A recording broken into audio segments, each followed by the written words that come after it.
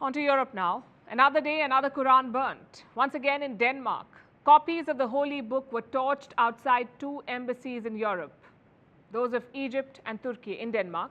The same thing happened on Monday and Friday as well. So that's 5 days and 4 incidents.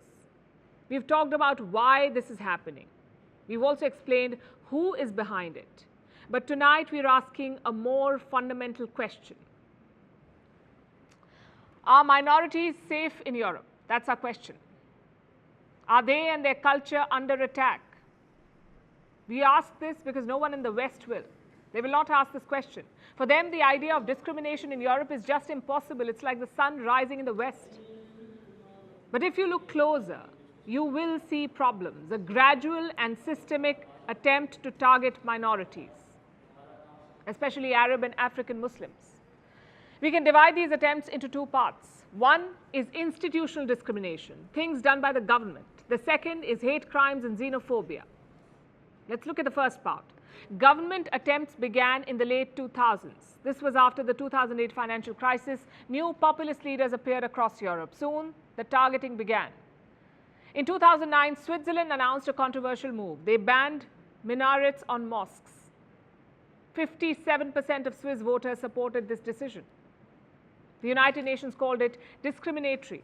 Rights agencies said that this reflects rising intolerance, but the Swiss did not care. Even Western media jumped to defend it. Look at what the Huffington Post had to say about this. I'm quoting, "Many Swiss are worried about the rise of political Islam, which is threatening hard-won rights such as equal rights for women and men." Political Islam is definitely a problem, but Switzerland sure had a weird way of tackling it.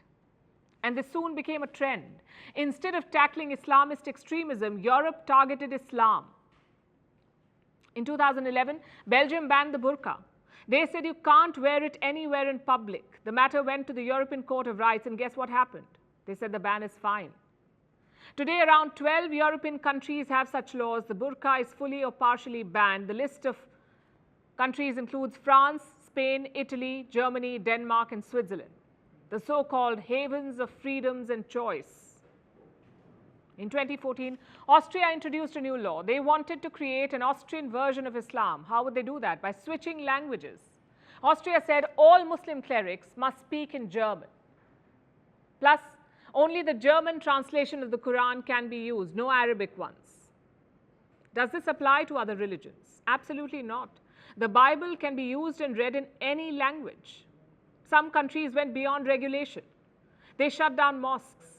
France passed a so-called anti-separatism bill in 2021. It kicked off a series of raids. Around 89 mosques were inspected. More than 20 of them have been shut down. On what grounds? That the French will not say. Their interior ministry claims they were promoting radicalism. And the evidence? It's apparently secretive.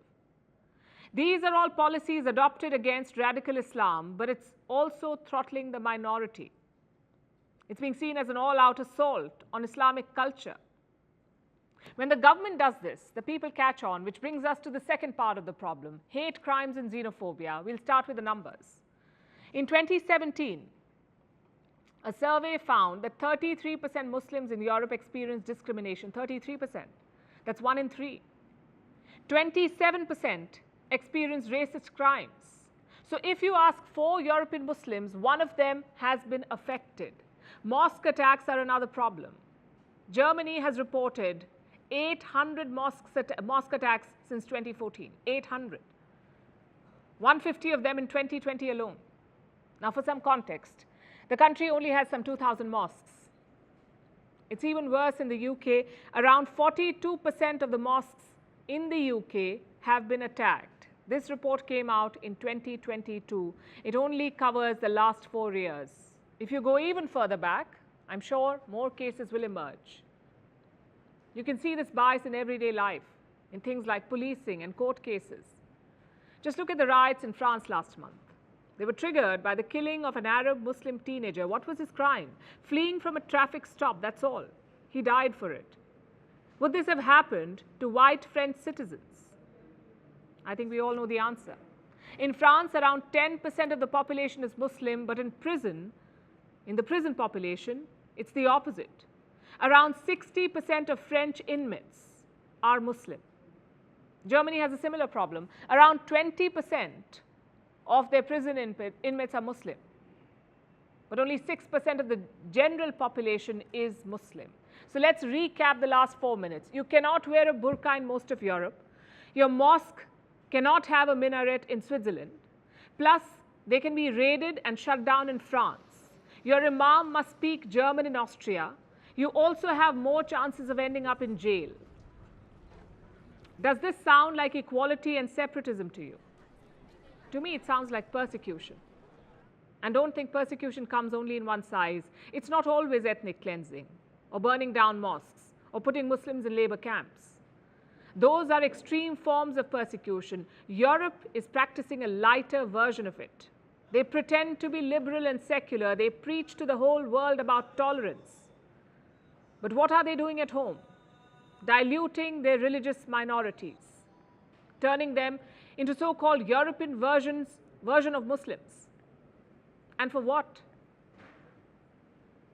Some concerns they have about Islamization. Let me explain. We told you about what Belgium did. They banned the burqa in 2011.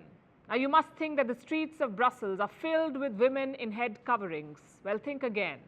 Only 270 women in the country used to wear a burqa. 270. All this outrage was over 270 women in an entire country. Same with Switzerland's ban on minarets. They announced a decision in 2009. It was a Swiss skyline filled with Persian minarets. Far from it. Just 4 mosques had them. And I'm not saying that Europe does not have a problem. They do have terror attacks. There is also growing radicalism. But Europe's response is all over the place. It's about time we call them out. Because these Quran burnings are not some sudden or rare trend. They are the result of Europe's years-long policy.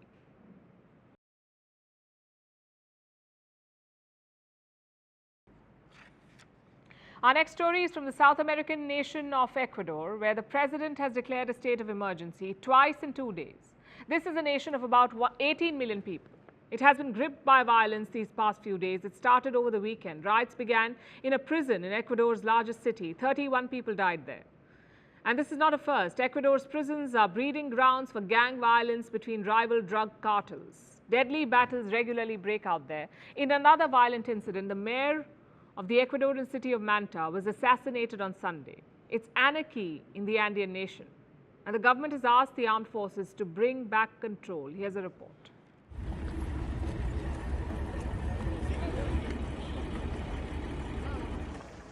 Soldiers and police officers in Ecuador raided a prison yesterday. The littoral prison in one of Ecuador's largest cities, Guayaquil. Reportedly the most dangerous prison in the country. The armed forces went in to put down a riot that began on Saturday. It had already claimed 18 lives before the military went in. One person had reportedly been beheaded. An emergency was declared by President Guillermo Lasso to deal with the littoral riot. It was the second emergency he had declared in 2 days. Let it be clear to all the terrorists. They will be defeated. Anarchism will have no place in our society. The strength of the state will be felt inside the prisons and on the streets. By yesterday evening, the death toll had been updated to 31. Visuals were released of prisoners without shirts being tied up. Most had reportedly been without food for 3 days before the armed forces arrived. Right now we are carrying out the operations. We are controlling the detention center here, and then we will return its administration to the institution that corresponds to it. The authorities say they seized 9 rifles, 4 pistols, 2 revolvers, 1,000 rounds of ammunition and a grenade launcher. They seized all this from a prison, which is an accurate description of the state of prisons in Ecuador. They've been described as overpopulated torture chambers run by gangs. Prison guards are often corrupt and allow the gangs to conduct their business from within the prisons. And what is their business? Drug trafficking, mostly cocaine. Ecuador was never a cocaine-producing nation, but it has a lot of ports in the Pacific Ocean. Over the years, cocaine from major producers like Colombia and Peru made its way to Ecuador's ports. It was later shipped to the US and other cocaine markets. In the process, drug cartels left their imprint in Ecuador. They co-opted local criminals, and this resulted in the formation of hardened criminal gangs, which now operate all over the country, even from within its prisons. The gangs often clash inside the jails and leave a trail of bodies in their wake. Reports say 420 people have been killed in prison riots since 2021. Often, the victims are beheaded or burnt alive. And the government has not been able to put an end to these barbaric acts. Often they spread out of the prisons and spill over to the streets, as in the northern city of Esmeraldas. On Monday, 15 prison guards and 2 other staffers were being held hostage at a local jail. The city's police were attacked, explosives were placed at gas stations, and several cars were burned. This came just hours after Ecuador's president had issued the first emergency of the week. I have decreed a state of exception in Manabi, Los Rios, and the Duran canton of the province of Guayas. This state of exception will go into effect immediately, and within the articles of the decree, there is a curfew from 10 p.m. until 5 a.m. the following day. This was over the assassination of a mayor. Agustin Intriago, the mayor of Manta, was killed on Sunday. Manta is a port city that is also used by gangs to ship out drugs. Ecuador's police are still investigating the motive behind the assassination. The president declared an emergency and a curfew, but that isn't enough to stop Ecuador's descent into chaos. The emergencies are band-aid responses that don't address the bigger problems, and the government might not be able to fix things anytime soon. Lasso has said he will not take part in the upcoming election in August. He's on his way out. His successor will have to try and fix the violent mess he's leaving behind. In the 1980s, Ecuador was reportedly known as Isla de Paz, or the Island of Peace. That's compared to its drug cartel-run neighbors Colombia and Peru. Now, the gang violence and drug trafficking seem to be tearing Ecuador apart as well.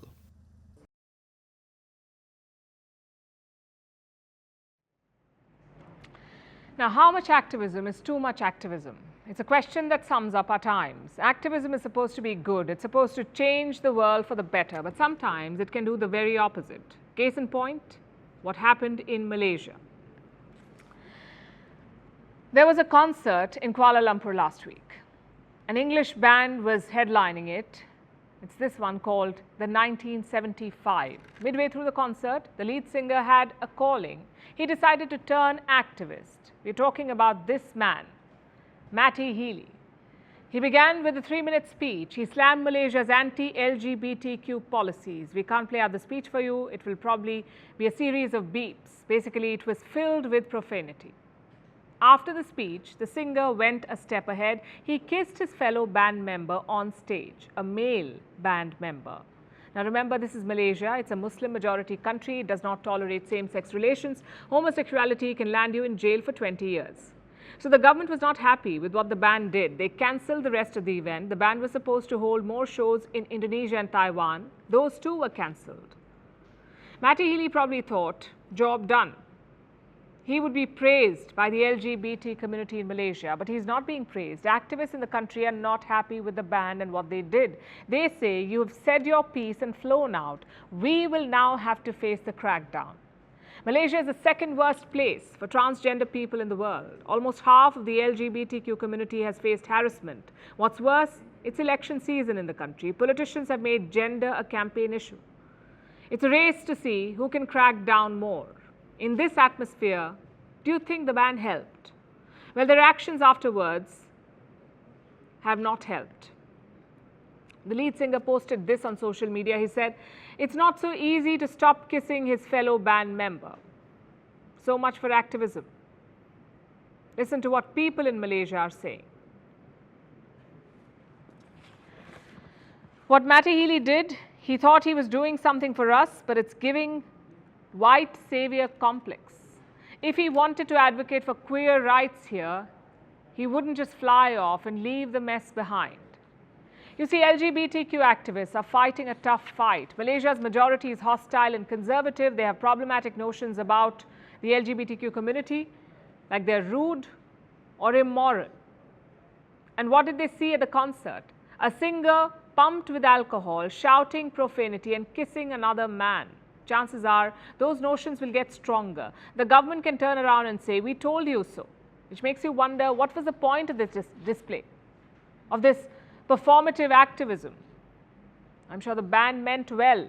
Maybe they genuinely wanted to send the right message, but next time, do some research. What if the Malaysian government arrests people who attended the concert? There are videos available on the internet. You can see their faces clearly. Will the 1975 bail these people out? I don't think so. Activism must account for repercussions.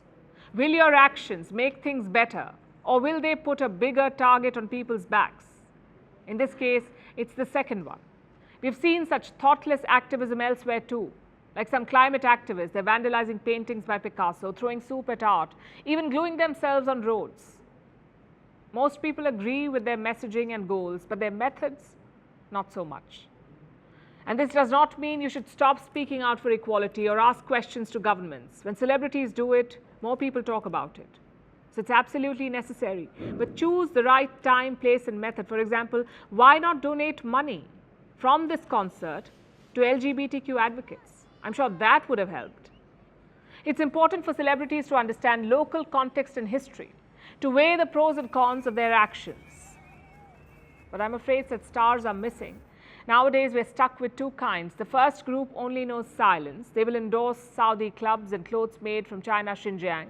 Zero concern about rights or freedoms. The other group is trigger happy. They act first and think later.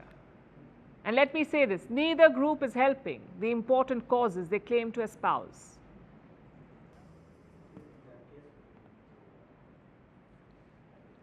And now let's talk about UNESCO. That's the United Nations Educational, Scientific and Cultural Organization. And no, they haven't rated national anthems, but they have released their 2023 Technology in Education report, and that report contains a recommendation.